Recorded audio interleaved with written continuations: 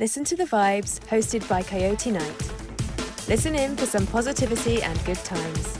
The views and opinions of our guests may not necessarily reflect those of the host or the Vibes Broadcast Network. Listener discretion is advised.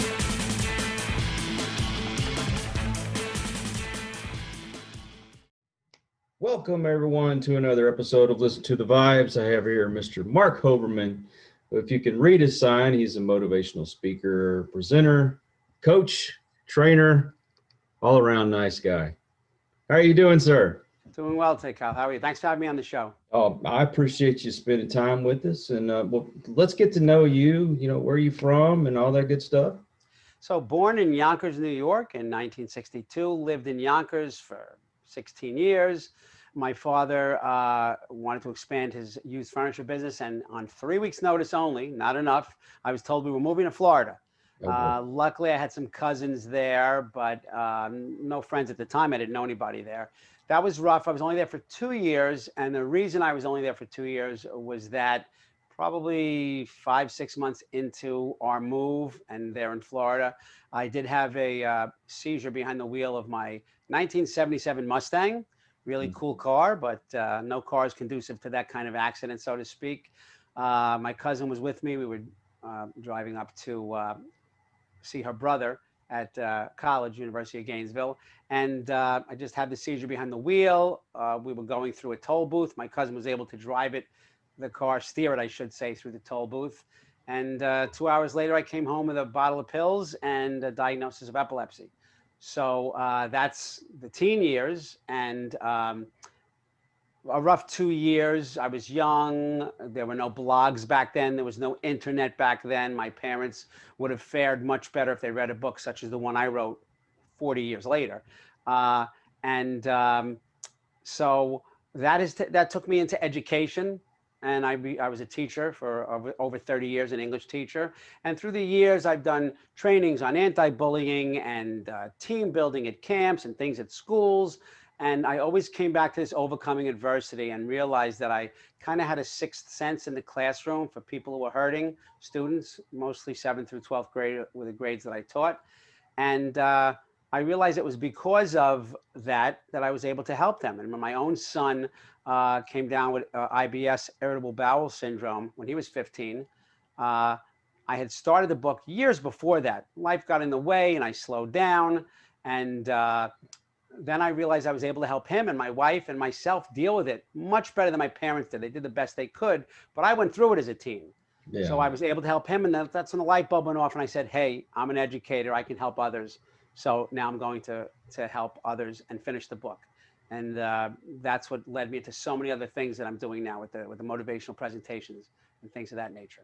Yeah, the whole basis of our show has been to help people to overcome any kind of adversities, to whether that might be a physical or a mental challenge, or it may be just needing confidence. So many people out there just don't think they're worthy, and we're kind of here to remind them, you know what, other people can do it. Why can't you? Oh, absolutely. If you have the right support system, and in the book I mentioned so much about having it, but what people forget is you need a support system, but a lot of people rely on the support system and they forget they're the pinwheel. They have to be the center of that support system. A lot of people, that's why I found a lot of people I've worked with and students and whatnot have, who have drug issues and drug addictions. They have people who love them, but they're not part of their own support system. And you need that too, because the mantra of my book is don't let your struggles define you, you define you. But easier said than done. It's not just something you slap on a t-shirt, it's something you have to actually live. Yeah. And of course, I always stress to people, because I do a daily devotional, that you not only need people there to support you, but you need people that's going to tell you how it is. Oh yeah, not what you want to hear, but reality. Exactly. Sure. So when you found out that you had epilepsy, and of course you had new challenges to your life and you had to overcome certain things, is that really what sparked you to really want to get into helping folks, or did it come much later? I think, well, everything wasn't always the glory of tell the story. You know, people always see the glory, they don't know the story. The story was I didn't do such a good job as an educator with kids who had problems in the beginning because back in, when I started teaching, well over 30 years ago, there was no HIPAA law. So you would get a big container when you had your homeroom class and it would tell you everything. They're allergic to bee stings, they have asthma, and many of my students had epilepsy. And I even saw some of them come in with the same side effects. I knew what medication they were on. It was in there. And I didn't go over and say, oh, I know your gums are bleeding. That's probably because you're Dilantin. Because then I might get into, well, how do you know? Are you epileptic? And like an idiot, quite honestly, I was only 24, 25 when I started teaching. I kept that to myself and I saw it as a weakness. And it was only through too many years of educating and seeing other people suffering, young people suffering, that I realized that, hey, it's time to get this out there. But the book came out when I was 54. And until then, maybe 9 people knew that I had epilepsy, and most of them were doctors. I had aunts that didn't know. I had very close friends that didn't know. Only the closest of the close knew, and there was no reason for that. And for an adult in education to be ashamed of something like that was wrong. And you know, better late than never, I guess. Yeah. But I've been lucky in that, you know, again, it's not a story of epilepsy. It's a story about overcoming adversity and the strategies that you use for that and the mindset you need for that. My adversity at that time just happened to be epilepsy. It's a story about bullying, gender issues, divorce, things of that nature, and how you handle it. Because as we can see now, Kyle, we can't control the pandemic. We can't control so many things, but you can always control your attitude about those things. And hey, I must have been a slow learner because I really had all this knowledge. I mean, yes, as you get older, you get wiser, but it shouldn't have been in my 50s that I was able to say I can really help kids and I can bring this into the classrooms and things of that nature. So I guess that it was a snowball effect of starting to help people. And then honestly, if my son didn't come down with IBS and start to get a little depressed from that, maybe the book never would have been finished. I honestly don't know. But if that's the impetus that it took, then, you know, it was the means to the end. Yeah, the universe has a way of pushing us. You know, your path has always been there. It's just a matter of when you take that path and what direction do you get to the end of that path.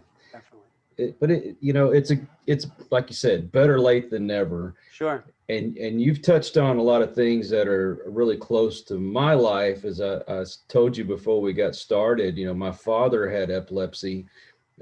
He actually had 2 different head injuries. The second one, it was pretty much out of control. They cut into his brain and all kinds of things to try to alleviate him, but nothing ever worked. So his was not genetic. His was because of the head injury? Yeah, the first time he'd gotten into a fight and he got thrown up against a brick wall, and those actually were under control. But then at work, somebody had dropped a pipe from above and it bounced and hit him in the head. And after that, it was just never the same. Right.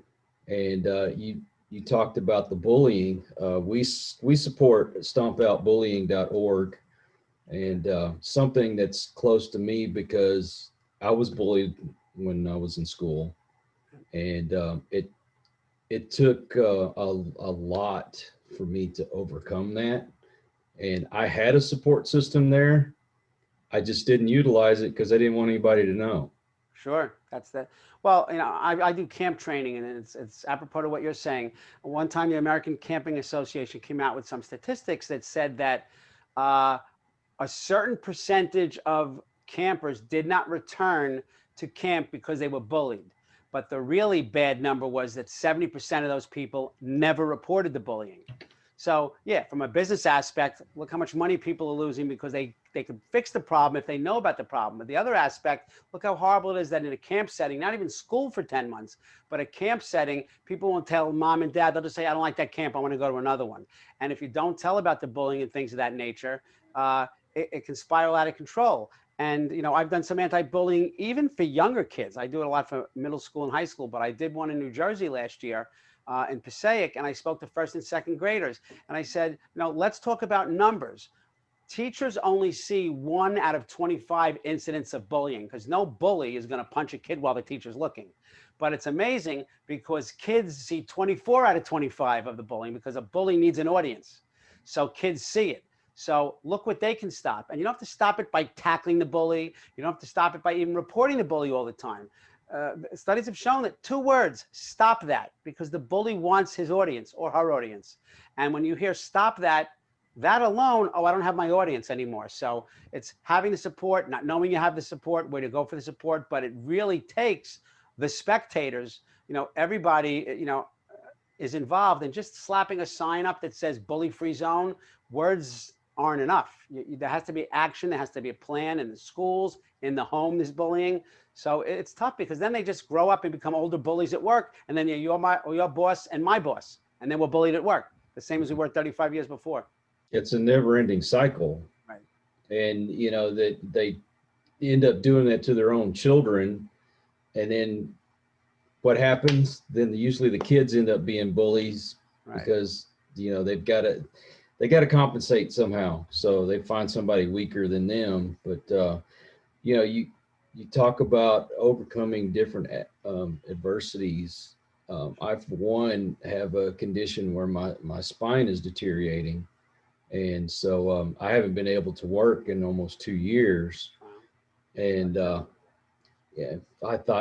finally found a doctor the other day that was going to help me, because I've done everything, the injections, burning the nerves, yada, yada, yada, you name it. Thought that I was finally going to have somebody could give me surgery, and just to be told there's nothing they can do. All they can do is, you can go to physical therapy and maybe some acupuncture, that kind of stuff, to help alleviate it a little bit, but I pretty much can't fix it. Right. And the old me, I'd probably be in the closet crying and just hiding from the world, but this helps me to keep going, trying to help other people, and then bringing people like you in to help. And so if we can overcome these things, anybody listening, you can overcome these things as well. Definitely. And you bring up a good point, because as I said before we came on the show, I'm one of the lucky ones. I was seizure free and still am for such a long time, but there was a time where I had a seizure, a petit mal seizure, probably 6 months after the book came out. And the old me, not just the teenage me, I had a seizure once because they took me off medication and experimented with that, and it didn't work out, and I had a very big seizure in school, actually, in the Bronx. But it wasn't because I was older, and I was 54 when I had my last seizure. It's because of my experiences in helping others that I was able to deal with it in 2 hours, where normally I would have been depressed for 2 months, no doubt in my mind. So I learned from myself also. I mean, when I finished the book and I said to my wife, I'm about to hit the send button and put it on Facebook, and people are going to know this about me they didn't know before. And I was fine. I knew it would be okay. But I said, if I don't show anyone this book, it's still the best thing I ever did.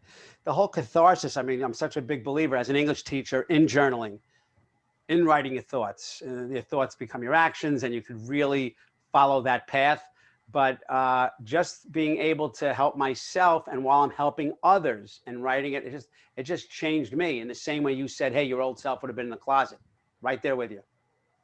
Yeah. So let's say that you come across someone that, like my old self, who just didn't think that I was even worth messing with, that I just can't achieve anything, I don't deserve it. What would you tell that person? Well, I believe with all my heart that it's all about choice. So you absolutely can choose to wallow in self-pity. And if that's your thing, Mr. Whoever you are, I get it. But that's not going to benefit you. So here's the fact. The fact is you have this. There's many facts over here. If you cry about it, then you're going to sit in this spot here and just focus on that. What can you do? What I don't believe is the old teacher adage, what my father used to say, there are people worse off than you. Well, selfishly speaking, most of the people I talk to, including myself, I'm not interested right now in people other than me. This is something I have, and I'm sorry other people have it, but I'm talking about me now. And the bottom line is, where do you want to go with this? What do you want to do? You have this, and here's the good news. If you do everything you're capable of doing with whatever affliction you have, okay, then you're going to get somewhere. If you do nothing about it, you're going to get somewhere too. That place is called nowhere, but for some people, nowhere is somewhere. So the bottom line is, it's your decision. I can give you a pep talk all the time. I can tell you, look what I was able to do. I know people who, stub their toe and it's a bad thing for 3 months. So where do you want to go with this? And let's talk about control. You are in a big position here. You can control your attitude. You can't control your situation with your back. I can't control that, it's very remote. Is it impossible for me to have a seizure right now during this interview? It's not an impossibility. I have epilepsy, but is that my focus, or is my focus on, through my story, here's how I try to help others? It's where your focus is going to be. It's what you want. I don't believe in don't let it bother you. I don't believe that other people worse. You have to mourn what's going on in your own way, but you don't have to do it for 40 years like I did it, or for 2 years as a teenager. It was really bad. I'm sure I was clinically depressed, but I don't know that they even had that actual determination for teens back then, but I'm sure that I was. I didn't have to be. If a book like mine, or the internet articles, like some blogs I've written, some books I've read from other people, if there are more of that out there, you must, it's like from Julius Caesar, you have to keep your friends close, but your enemies closer.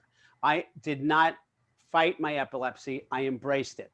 Sounds strange, but it wasn't going to win over me. Now, I'm not a hero. It took a long time, much longer than it should have, and much longer than I think it would take anyone else who had my help or your help or somebody else's help.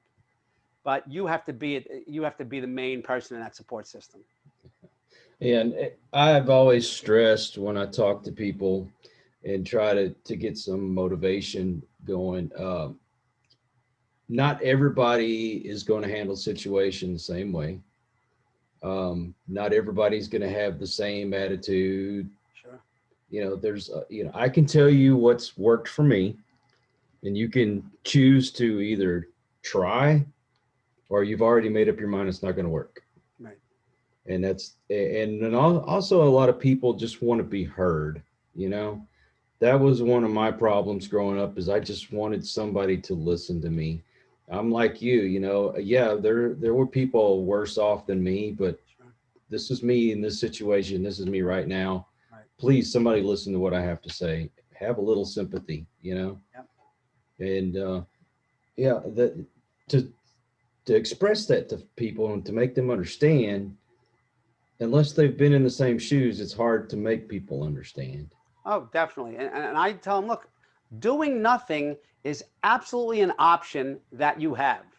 Let's just talk about why we need to move you away from acknowledging that option, because there is some catharsis and some value to being depressed about it, being upset about it, crying. These things are natural, and many times they're good for you, but too much of anything is not good for you. That's true. Too much positivity makes it so you're not humble. Too much negativity makes it so you can't get out of your own rut. So you have to find the happy balance, and it takes work. It takes consistency, and it's not easy.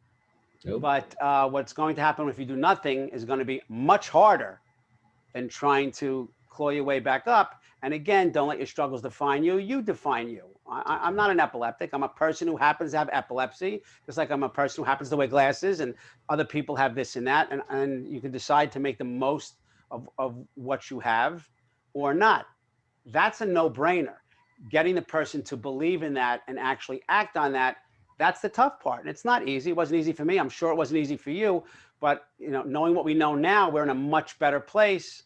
How do you impart that to somebody and shortcut it for them? Look, I don't need you, Johnny, taking 40 years to be happy and satisfied with yourself and not be afraid and to not be think that there's a stigma attached with telling somebody you have this affliction. It's easy for me to say it, but I can shortcut it for you.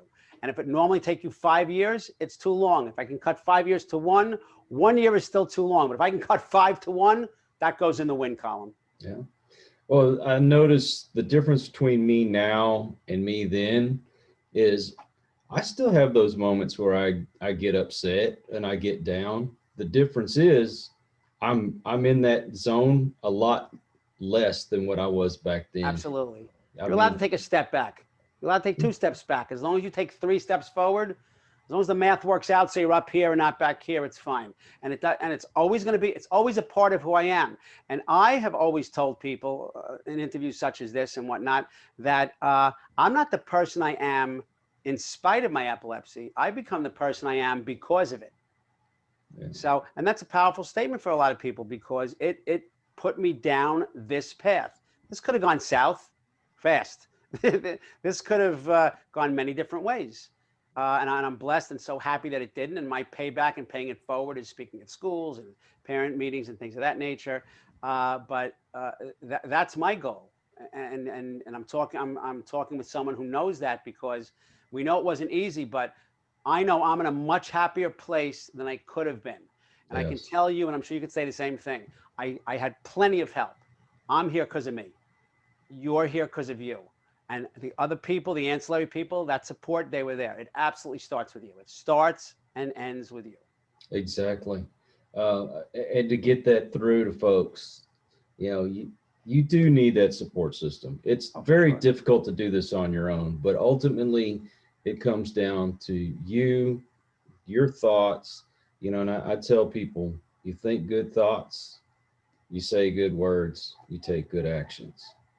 Those are three rules to live by if you want to be successful. Sure. Otherwise, it's like it's like driving down the street and you turn to the left, you got a cul-de-sac, you turn to the right, you can continue on. Yeah. Some of those people pull into the cul-de-sac and they just sit there. Now, of course, you can always come out of that cul-de-sac, but a lot of people just park the car and they stay That's there. it.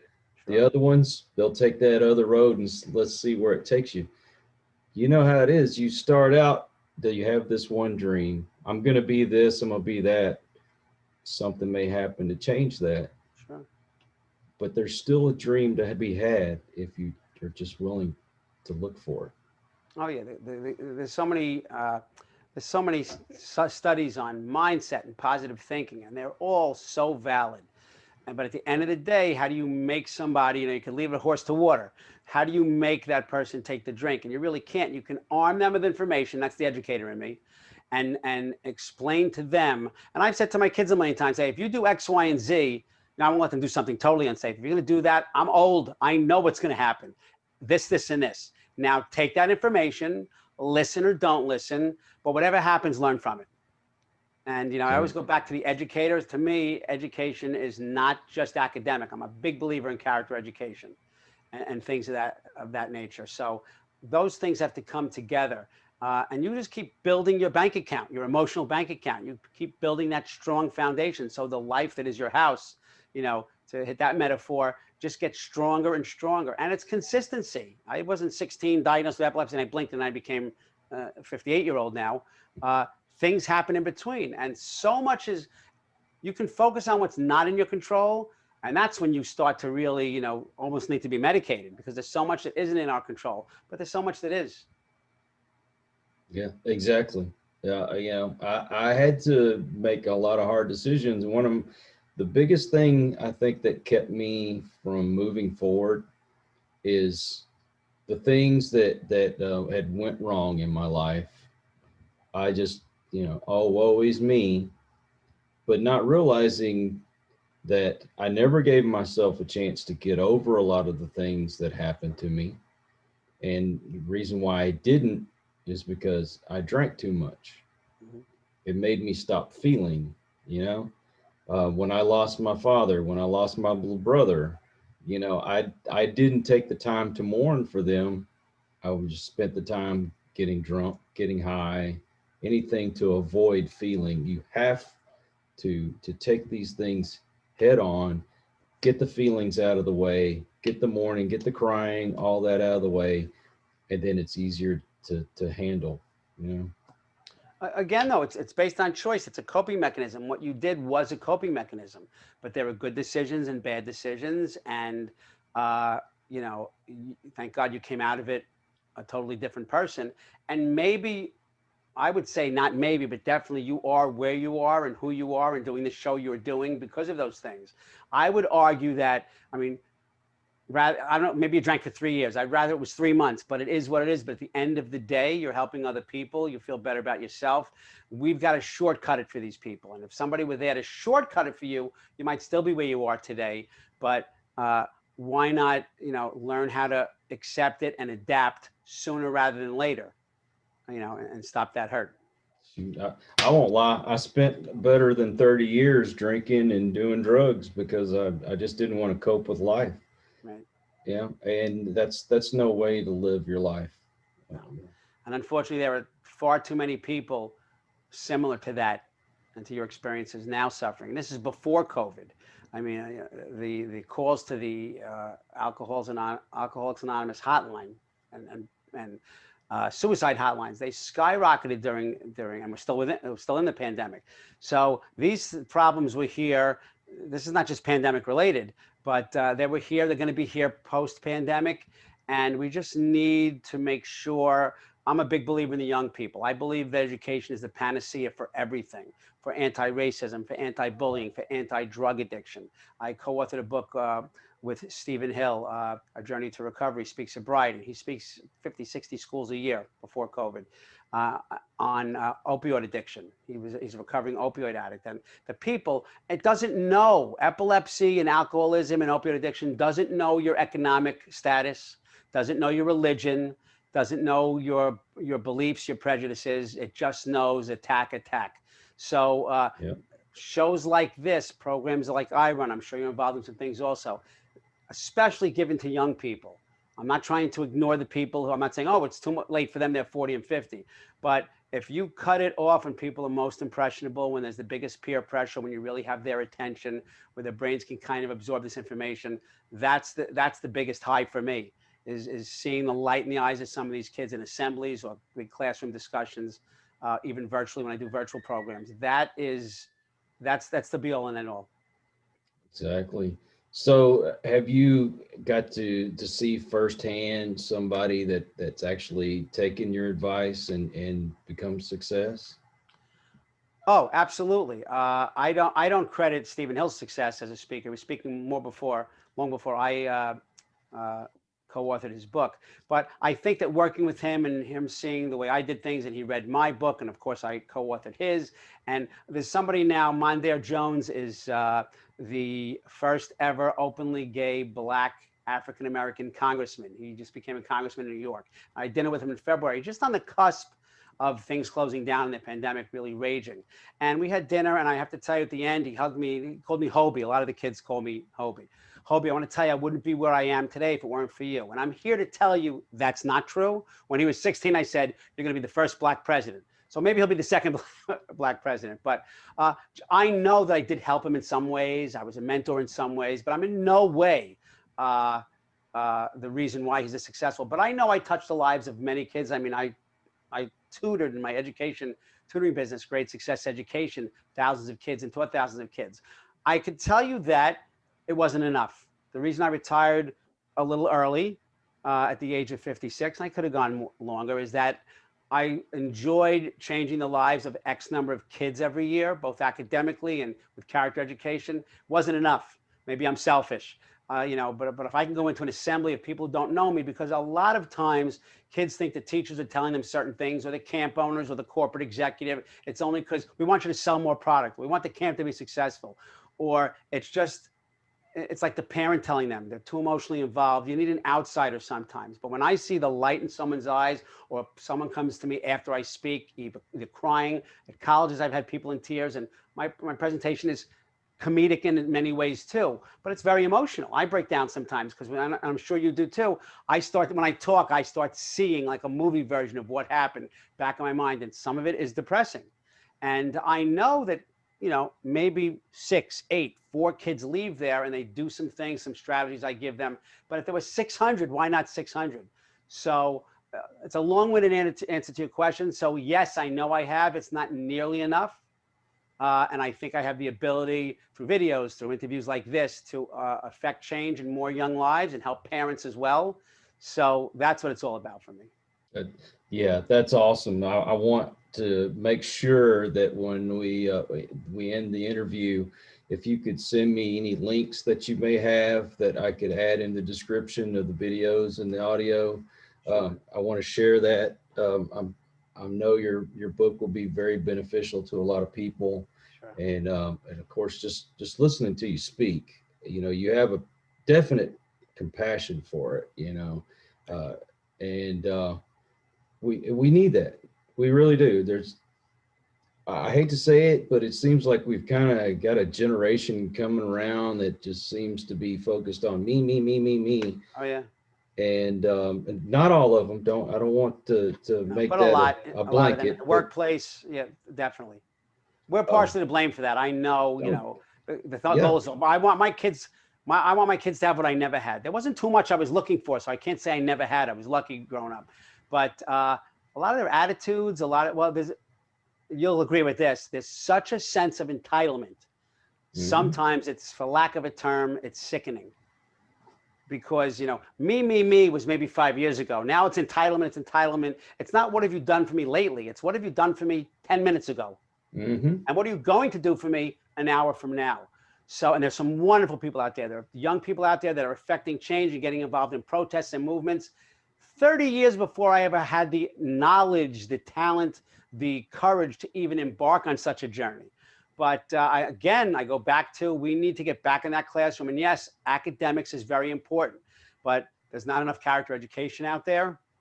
There's not enough of teaching people right from wrong, but discussing it. Hmm. Don't do that. It's mean. That was good when I was in fourth grade. Those days are over. You have to really talk about it. And people are not equipped to have the discussion. People aren't comfortable with it all the time. So you need people to train and talk and discuss and bring people in who have that. And also, an outsider looking in is sometimes a very important, an honest, fresh eyes. That's an important voice. Oh yeah. Oh yeah. Most definitely. I mean, my children. I won't lie. I basically made them. They saw the worst in me when they were young, Sure. because I was that. I came home, drank, leave me alone, just let me unwind, and that's all I wanted to do, was just go off and unwind. And as they got older, I got a little older, situation started to change. I had a heart attack at age 36. Mm. um, my health went downhill, so I had to make a choice there. And when I decided, you know what, I want to live a little longer, exercised, gave up the drinking, all that kind of stuff, then my way of thinking seemed to clear up quite a bit. Of course. And right after I just started doing all that, and I was starting to get encouraged, my first wife left me, and then the next thing you know, we're in court, we're fighting over the kids. And Sure. I was very fortunate that I had changed my life just in time, that the judge saw that I was a better fit, so I got my kids. And but they were old enough, they could choose. They wanted to live with me, they wanted to live with their mother, but I was lucky enough they wanted to live with me, and that means I really needed to change. And so my focus became less on me and more More on on them. them. And I saw them change in such a way. They're both of them. My boys are gay, and I've tried to teach them. Not I didn't actually sit down and say the exact words, but I try to teach them. You be proud of who you are. Know that I'm going to love you no matter what. So I mean, that wasn't an issue for me. Um, and don't let other people, make you feel bad for who you are. How old are they? They're 24 and 25 now. And actually, I'm an ordained minister. I did my first son's wedding. Swear to God, I am too. I don't even. I did two weddings. I did the online thing. I don't know if that's what you did. I did the Well, online thing. I was actually a preacher for 5 years, Oh yeah, so. I just got the certificate. That's as far as I took it. But yeah, that's a great thing. Isn't that fun? And to do it Yeah. for family. I mean, I'm waiting to. I hope I'll be alive and able to be able to do that for my two kids when that time comes. Well, I got enough people out there that they see that I'm a different person Sure. than what I was, and so that word of mouth has gotten around. And some lady that was friends with my wife says, "Hey, I've got two friends. They're getting married." So that was my second gay wedding I Oh, did, okay. and my first one. I got to tell you this. This is kind of funny. My wife and my sister-in-law, they talked and said, they knew that I used to preach, and I'd kind of gotten away from doing it, but my sister-in-law wanted to get married, and so I get a message, and what Michelle wasn't my wife yet; she was still my fiance. But she goes, my sister wants to know if you'll marry her, and I'm like, well, she's cute and all, but I thought Not for it'd be you. kind of awkward. But that kind of kicked it off, and so Sure. I do weddings every once in a while, but that's neither here nor there. Um, I just want kids to know, or anybody that's listening, there are other options out there. I'm not going to be a baseball player, obviously, but I can still find something else to do. Oh, definitely. My most of my career I've worked in public works, and I can't do that kind of work anymore. My Right. body just won't let me do it, and arthritis is pretty much taken over. So I could easily just be laying in the bed doing nothing, Oh, that's very easy. but I get to meet people like you, and I get to help other people. So this has become my new job, I guess you'd say. And when you do something that you love, you never work a day in your life. Yeah, and people think some of these old sayings are the truest and the best because my father always told me that. And then some of the sayings I'm like, oh, leave me alone already. And I turned into my father and I use the same sayings on my kids. But when you talk about your passion, I have a talk show on the NETV network. It's a new streaming service called Lighting the Educational Flame, and I did it because I believe that people think they're going to come on and see a math teacher every episode. But Lighting the Educational Flame, I've interviewed some celebrities who are Tony Award nominated actresses, but I talk about what education did you have and what about your passion and what obstacles did you overcome? Because again, I think I said this to you earlier, people know the glory, but they don't know the story. So Mhm. I've talked to psychologists who just focus on trauma in teens, and parents need a place to go to get answers. And people are suffering out there, and I cannot tell you how many people I've tutored them privately, and their parents maybe at the 10th when they really get to know me and like me very much then tell me, oh, by the way, my son has this or he has Asperger's. Not that I couldn't tell something was wrong, but parents, and I did it. I told you earlier, 9 people knew I had epilepsy till I was 54, and by that time I had it for like 36 years. So shows like ours and the passion of getting the word out there, it brings solace to a lot of people, but more importantly, it helps them to take action. So that I think that's a great thing. Yeah. I mean, if you don't have somebody immediately there that you can talk to, you can find somebody out there has either been close to the same situation or in the same Oh, situation. absolutely. If they can't help you, there's professionals out there. There's people like us that take time out of our day to talk to anyone. I'll talk to anybody if they want to know anything. If I can't help them, I can point them in the right direction. Oh, absolutely. I mean, and when I was 16 and a half and first diagnosed, I wallowed in self-pity for 2 years.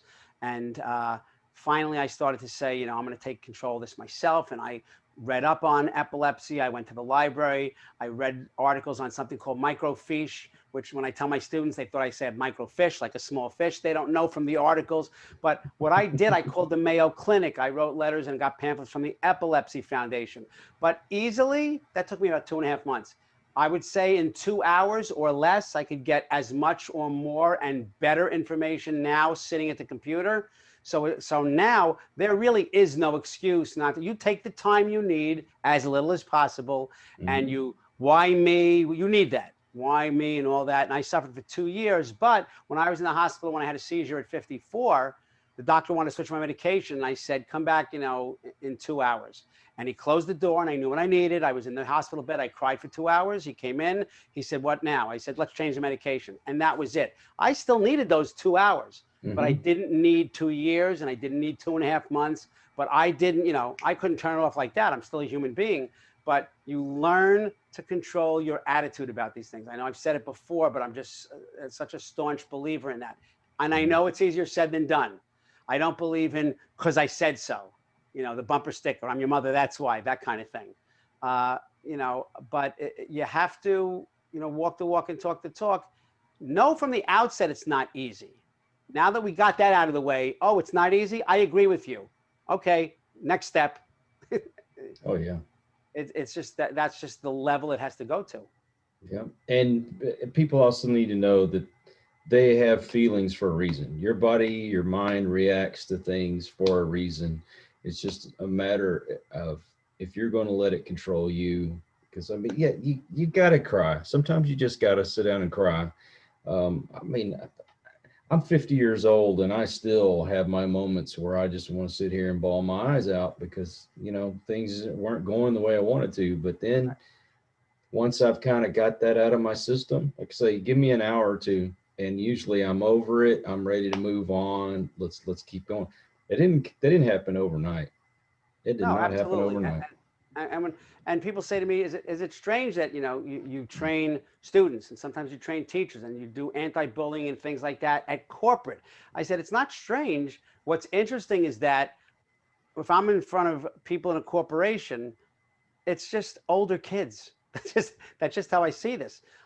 I go into kid mode a lot more than I should, but a lot less than I could. So that's also a win for me. But that's what it is. People are still people, and a lot of people that have this hole in their childhood or didn't get something dealt with then, it carries with them. Your memory, your brain is the most powerful muscle in your body. I mean, it can do anything, and so it spans it. These issues and these strategies and these strengths and these stories, they span from age 6 to age 96, and from poor to wealthy, and from the most intelligent academic mind to somebody who's on a lower level academically.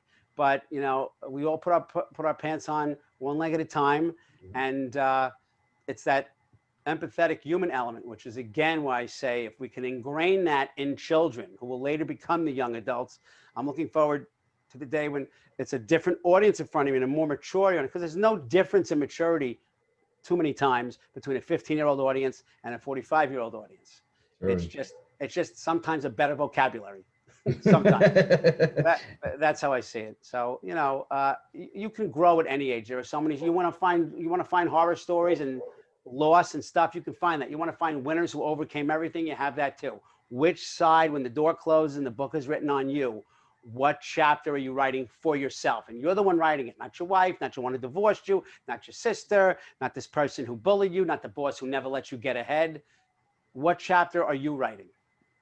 That's right. Exactly. And another thing people need to understand, whether you're rich or you're poor, I don't care how much money you got, that doesn't mean you're a success. No. Well, unless you measure it that way. But if you measure it that way, nobody I'm interested in really knowing Yeah, because that's just, you can't measure someone by the size of their wallet. that's But right. some people do.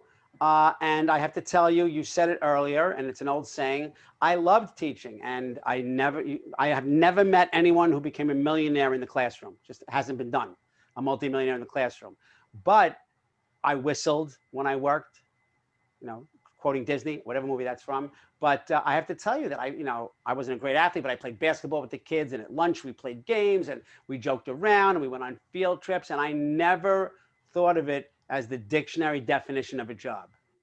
Uh, if I could have existed and had a big trust fund, I could have done it for free. So it's just it's a great calling to help people and to do it in the classroom, in the boardroom, in an assembly, in a classroom, one-on-one, in an educational consult or whatever. It's an important piece of the puzzle. And again, it starts with the young people. Exactly. Well, my definition of being a success is, like I say, it's not so much how much money you got in the bank, but what kind of person you are. Oh, absolutely. That's what people should focus on. If you find that niche that can make you the money, that's great. Sure. But without that personality, without that good heart, that means nothing. No, true that. Mr. Hoberman, thank you so much for being here. Thank you so much for having me. It's great having a discussion with you. Is there anything else that we need to mention to the folks before we end this? No, I'm working on a lot of projects. Things roll into other things. I have Lighting the Educational Flame, which is going to be on the NETV network. I'm blessed in that Adversity Defeated was self-published. And LaRue Press, a traditional publishing house, actually took on the book. It's going to be re-released in April, on April 17th. And it's going to be under the name of Opportunity in Disguise, How I Overcame Adversity. It's the same story, a couple of additional chapters and whatnot, but I'm excited about that. And I'm doing a lot of training now. I'm doing virtual. I didn't let COVID bring me down. I had the 2 months of horror and, oh my God, what now? All these bookings fell through. But then you wallow in self-pity. But again, 2 hours is my limit now. And then you hit the ground running. So I appreciate that. People can see my tutoring business, which is a virtual SAT, ACT, and other. I have tutors who work for me who do other subjects at gradesuccess.com. And of course, my author site and my speaking site is marchoberman.com. And anybody wants to reach out to me, they can certainly write to me at info@gradesuccess.com. Happy to hear from people in your audience and to speak to you again. And I just appreciate the opportunity. Well, thank you. And well, as I mentioned before, please send me all the links, because I want to make sure that when we do the description for this show, that people will be able to go to these links, get your books and your tutoring, all that kind of stuff. And you got a lot of great stuff out there, and people need to see it. Thank you so much. Appreciate you having me. I appreciate your time. I appreciate everyone that gets to watch us or listen to us. Without your support, we just wouldn't be here. So thank you. Thank you again, Mark. And until the next one. We hope you enjoyed this episode of Listen to the Vibes. You can catch us on Buzzsprout or wherever you listen to your favourite podcasts, and on YouTube. Follow us on Facebook at The Vibes Broadcast Network and on Instagram at The Vibes Broadcast.